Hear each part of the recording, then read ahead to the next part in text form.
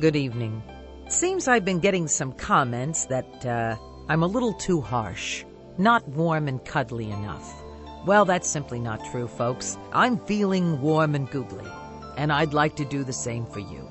So, hop up in a big chair, get a nice big blanket, and a cup of hot chocolate, 'cause I'm gonna read a story.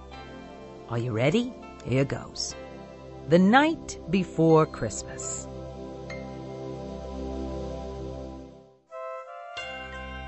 'Twas the night before Christmas, and all through the house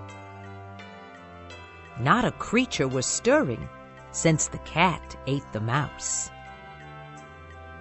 My support hose were hung by the chimney with care. I hung them last Christmas and just left them there.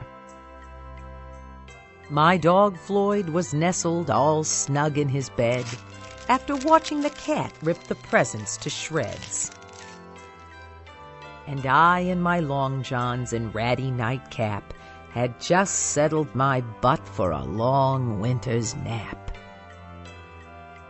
When out on the lawn, there arose such a clatter, I swore at the window.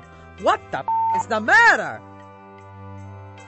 I tore open the window, not a second to tarry, all ready to throw the noisemaker a berry.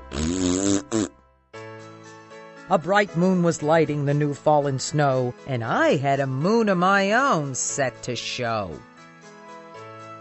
Floyd was beside me, paw pointing the way toward 8 tiny reindeer hitched up to a sleigh. And a little old driver so cheery and quick, I thought for a moment that I would be sick.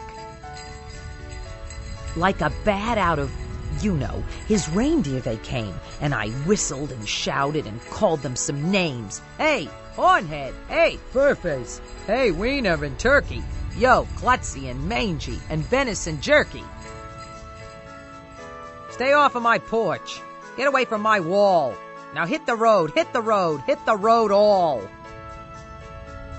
But as pedestrians before my old Buick, they fly and head for high ground with great fear in their eyes. So up to my rooftop the flea bags they flew, with a sleigh full of toys and old fruitcake breath, too. And then, in a twinkling, I heard on the roof holes in my new shingles made by each tiny hoof. As I reached for my slingshot and a marble as well, down the chimney St. Nicholas tumbled and fell. He was covered in ashes from his head to his foot, so I hollered, "Hey, Snow Boy, watch out for the soot!" He had a huge sack of cheap junk on his back, and I whispered to Floyd, be prepared to attack. His eyes, they were squinting, his toy bag was dragging, and I felt for a moment like I'd soon be gagging. He was dressed all in red with a bell on his hat and a belt of black leather to hold back the fat. A billowing pipe he clinched tight in his smile, and the smell was like something had been dead for a while.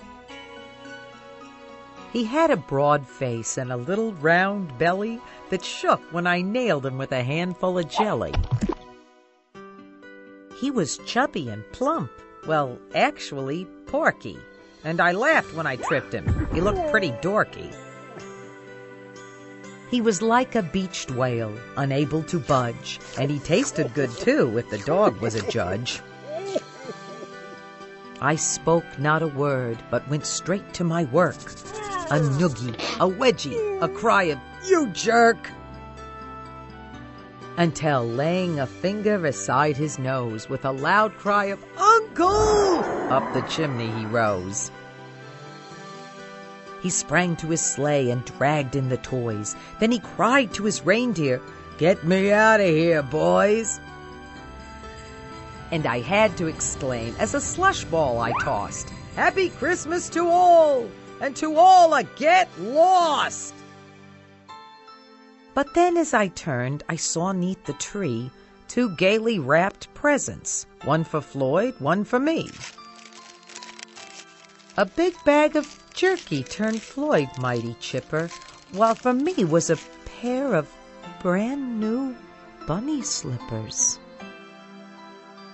I looked out the window, and hovering there, old Santa was winking from his sleigh in midair. "Merry Christmas, Maxine," he cried, full of cheer. "Same to you, pal," I answered. "I'll get you next year."